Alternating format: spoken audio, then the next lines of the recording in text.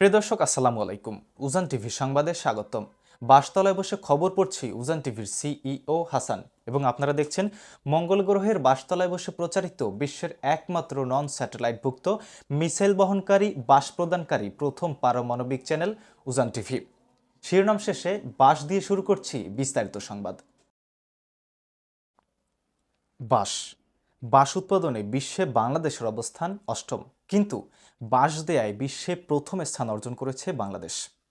বাঁশের এমন কোনো ব্যবহার নেই যা বাঙালি জানে না, তাই তো যে যেভাবে পারছে একে অপরকে প্রতিনিয়ত বাঁশ দিয়ে যাচ্ছে।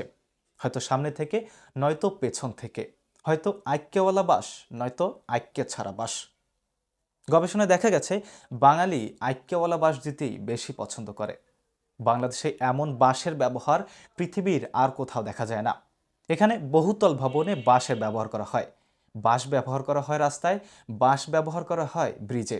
এমনকি এবারের বিপিএলেও বাঁশের ব্যবহার দেখা গিয়েছে সিলেট আন্তর্জাতিক ক্রিকেট স্টেডিয়ামে। বাংলাদেশে বাঁশের ব্যবহার নিয়ে টিক্কা সেলিমের লেখা প্রতিবেদনে দেখুন বিস্তারিত। বাঁশ আমাদের দেশে বহুল ব্যবহৃত একটি জিনিস। বাঁশকে আপনি আলুর সাথেও তুলনা করতে পারেন। আলু যেমন সব তরকারির সাথে খাপ খায়, তেমনি যে কোনো কাজে আমাদের বাঁশের প্রয়োজন হয়। বাঁশ এমনই একটি উপকারী জিনিস যে আপনার চারপাশের লোকজন আপনাকে বাঁশ দেওয়ার জন্য প্রতিনিয়ত অপেক্ষা করে। বাঁশের ব্যবহারে বাঙালি যেন পিএইচডি ডিগ্রি অর্জন করেছে। না হলে কি এত সূক্ষ্মভাবে কেউ বাঁশ দিতে পারে? এই তো সেদিন বাঁশ দেব না বলে বাঁশের শাকও ভেঙে আমরা ব্রিজ তৈরি করলাম, কিন্তু দেখুন সেই ব্রিজে উঠতেই আমাদের বাঁশ ব্যবহার করতে হচ্ছে। ব্যাপারটা আজব না? রডের দাম বেশি বলে আমরা রাস্তার কাজে রডের বদলে বাঁশ দিচ্ছি, অথচ রডের টাকায় আমাদের পকেটে ঢুকছে।